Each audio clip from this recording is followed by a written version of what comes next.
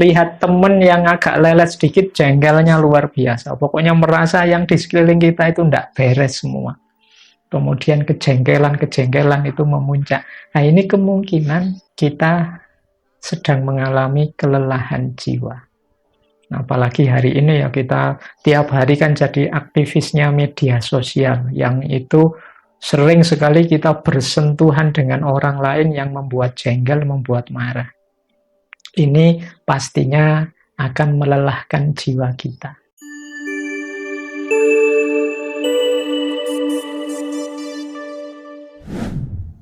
Assalamualaikum warahmatullahi wabarakatuh. Bismillahirrahmanirrahim. Alhamdulillahirabbil alamin. Assalatu wassalamu ala asyrafil anbiya'i wal mursalin. Sayyidina wa maulana Muhammadin wa ala alihi wa ashabihi wa man tabi'ahum bi ihsanin ila yaumiddin. Amma ba'du, teman-teman jamaah Masjid Jenderal Sudirman yang berbahagia. Alhamdulillah kita masih bisa bertemu meskipun jarak jauh. Pada kesempatan kali ini kita bertemu di momen yang luar biasa, yaitu momen bulan suci Ramadan. Tentunya teman-teman semua di bulan ini, sejak awal bulan bahkan menjelang masuk bulan Ramadan, sudah mendapat banyak sekali wawasan-wawasan, banyak sekali ilmu-ilmu baru maupun refreshment ilmu-ilmu lama.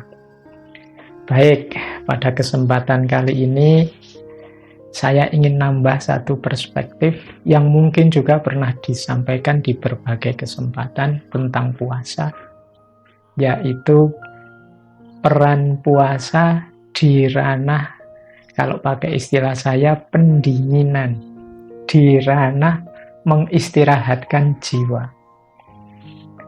Ya, memang sangat banyak manfaat-manfaat, hikmah-hikmah puasa, tapi menurut saya ada satu yang menarik. Hikmah puasa yang mungkin bisa kita raih hari-hari ini, yaitu hikmah puasa untuk mendinginkan jiwa, mengharmoniskan jiwa kita kembali. Saya tahu teman-teman mungkin hari ini banyak dikejar-kejar, banyak diburu-buru oleh berbagai macam kegelisahan, juga oleh tugas-tugas, juga oleh aktivitas-aktivitas. Sehingga mungkin rasanya jiwa ini sangat lelah, sangat capek. Nah, alhamdulillah Allah memberi kita fasilitas bulan Ramadan yang luar biasa ini untuk cooling down. Jadi, untuk menenteramkan lagi, mendinginkan lagi jiwa kita. Boleh teman-teman coba dicermati jiwanya masing-masing ya. Kalau ada rasa-rasa seperti ini, itu kemungkinan teman-teman memang jiwanya sudah lelah. Misalnya rasa mudah tersinggung, mudah marah, atau pakai kata anak hari ini mudah baper. Jadi ada apa-apa sedikit terus nyala sumbunya. Nah, itu kemungkinan jiwa kita sedang capek. Kemudian terburu-buru, tidak sabaran, ingin segalanya segera selesai. Lihat temen yang agak lelet sedikit, jengkelnya luar biasa. Pokoknya merasa yang di sekeliling kita itu tidak beres semua. Kemudian kejengkelan-kejengkelan itu memuncak. Nah, ini kemungkinan kita sedang mengalami kelelahan jiwa. Apalagi hari ini ya, kita tiap hari kan jadi aktivisnya media sosial, yang itu sering sekali kita bersentuhan dengan orang lain yang membuat jengkel, membuat marah. Ini pastinya akan melelahkan jiwa kita. Bisa juga misalnya teman-teman merasakan meskipun selama ini aktivitas yang sudah kita geluti, bahkan mungkin hobi, tapi sekarang ketika kita jalani itu rasanya kok hambar, atau rasanya kok tidak nikmat lagi, rasanya jadi beban. Kemungkinan jiwa kita sedang lelah. Atau mungkin teman-teman pernah juga mengalami sedih atau galau tanpa alasan. Jadi rasanya suntuk, bete-nya luar biasa. Nah, itu kemungkinan juga kita sedang mengalami kelelahan jiwa. Atau mungkin kalau ini agak mengimbas ke fisik, jadi susah tidur. Atau bisa tidur tapi bangunnya tidak seger. Itu kemungkinan waktu tidur pikiran juga masih sibuk, masih sumpek dengan macam-macam hal. Sehingga bangunnya jadi tidak seger lagi. Dan mungkin masih banyak indikasi-indikasi lain dalam keseharian kita yang menunjukkan bahwa jiwa kita sedang lelah. Maka ada salah satu hadis yang saya ingat dari Rasulullah yang bunyinya adalah fa innan nafsa idza mallat kallat wa idza kallat amiyat. Jadi jiwa kita itu kalau sudah jenuh, sudah suntuk, dia akan bosan, dia akan lemah, dan saat dia lemah dia bisa buta. Situasi kita yang sedang drop tadi, yang sedang lelah jiwa tadi itu kalau diterus-teruskan ya bisa membuat kita depresi. Apalagi sekarang kesibukan keseharian kita ini kan masih di suasana pandemi yang penuh keprihatinan ini. Nambah lagi lelah jiwa kita. Kemarin waktu masuknya Ramadan itu para ustadz menasehati kita mbok gembira datangnya Ramadan. Tapi jiwa yang lelah semacam ini agak susah untuk disuruh gembira. Meskipun kita tahu betapa fadilahnya Ramadan, betapa manfaatnya Ramadan. Maka mari kita nikmati momen Ramadan kali ini. Fasilitas luar biasa yang diberikan oleh Allah. Dengan mendinginkan jiwa kita, melakukan cooling down.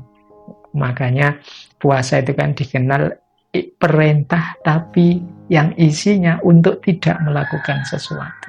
Kita menarik diri sebentar. Kalau belajar dari tuntunannya Kanjeng Nabi kan dulu bahkan sebelum menerima wahyu setiap bulan Ramadan Rasulullah melakukan tahanus, melakukan uzlah sebentar untuk mendinginkan batin, menghindari segala stres, segala kesibukan, segala hal yang mendistraksi kita dari ketentraman, membuat kita tidak fokus lagi pada amanah kehambaan maupun amanah kemanusiaan.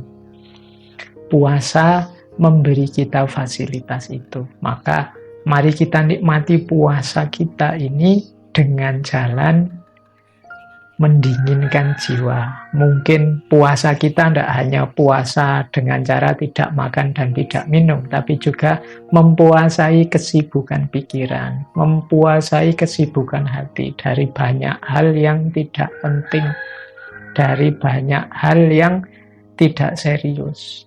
Kita fokus untuk menenteramkan diri, mengupgrade diri kita sehingga nanti keluar dari Ramadan kita jadi sosok yang fresh, yang lebih segar.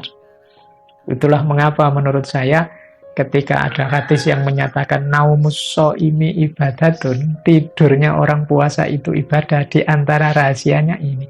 Kalau di bulan puasa kita bisa tidur nyenyak, tidur pulas, itu menurut saya manfaatnya besar antara lain untuk pendinginan jiwa tadi.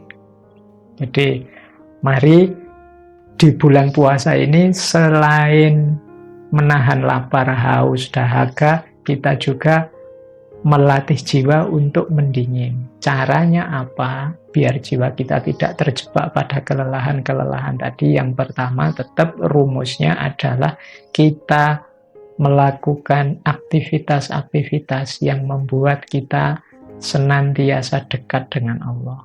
Boleh segala kegalauan di hati kita tadi kita adukan kepadanya. Kalau memakai istilahnya para sufi itu kita lakukan munajat. Munajat itu kita mungkin sepanjang Ramadan ini kita ambil waktu mungkin setelah sholat tarawih atau pas waktu kita sholat malam untuk mengadukan segala kegalauan. Ini munajat namanya kalau dalam istilahnya para sufi. Jadi ngobrol. Munajat itu ya kalau kata dimaknai secara letterlek itu saling bercakap-cakap. Tapi munajat ini kita bercakap dengan Allah. mengadukan segala kesulitan kita, mengadukan segala berat yang membebani hati kita. Jadi kalau kita sudah bisa mengadukan, insya Allah nanti bebannya jadi ringan.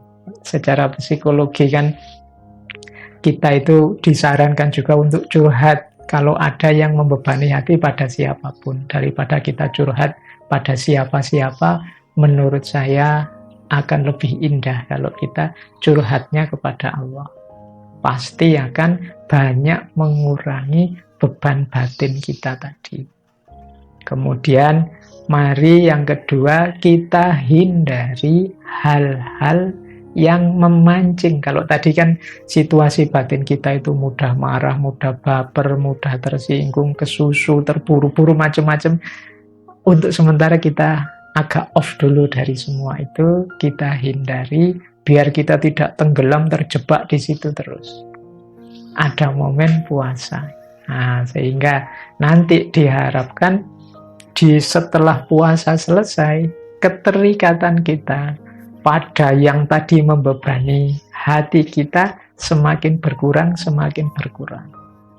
Disitulah menurut saya yang oleh beberapa ahli, beberapa ulama disebut puasa itu punya fungsi istirahat, fungsi cooling down, pendinginan. Ya tentunya masih banyak hikmah-hikmah puasa yang lain, masih banyak manfaat-manfaat puasa yang lain. Tapi perlu juga kita pertimbangkan fungsi cooling down ini. Makanya kita harus banyak memperhatikan aktivitas puasa kita ini, menambah amal macam-macam, tapi jangan sampai itu jadi beban baru yang justru memberati kita. Semoga puasa kita juga selain nambah amal, juga punya fungsi penyegaran, khususnya penyegaran jiwa. Baik, teman-teman, itu saja sedikit masukan dari saya untuk puasa kita. Semoga tambah manfaat, tambah barokah, tambah maslahah jadi buahnya. Saya akhiri sekian, kurang lebihnya mohon maaf. Wallahul muwaffiq, wallahu a'lam bishawab. Wassalamualaikum warahmatullahi wabarakatuh.